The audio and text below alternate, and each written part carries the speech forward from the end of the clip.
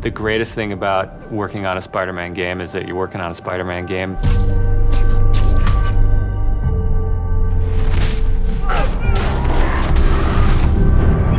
The hardest thing is that it's a Spider-Man game. We really care about storytelling here at Insomniac.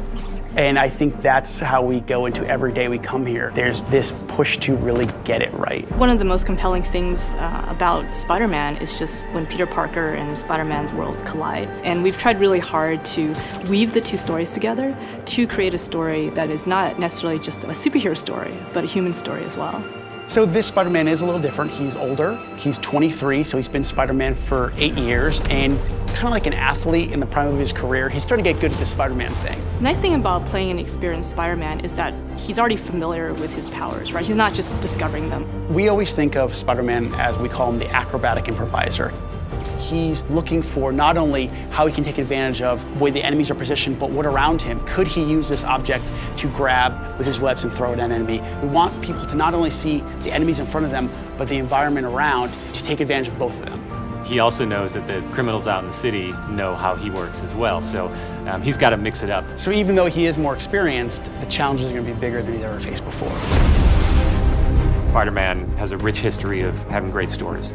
The core of our story is this duality between being Peter Parker and being Spider-Man. What's cool about Mr. Negative is that he also has a duality. He's got his positive side as Martin Lee, who runs the homeless shelters in the city, but he also has his negative side. When Peter makes the connection that the leader of the inner demons is the guy who my aunt works for, we got the perfect collision of those two worlds. So many people have their own vision of what Spider-Man should look like, what he should sound like, and in the end, we just have to put a new and fresh twist on who he is. And for us, it's really, really important to deliver those big spectacle moments, those near impossible scenarios that only someone like Spider-Man can survive, and put you in that action. You got this, you got this, you got this! We understand what this character means to people in here, and we're making this game with a lot of heart, and we're going to do whatever it takes to give people the ultimate Spider-Man experience, the game that they've been waiting for.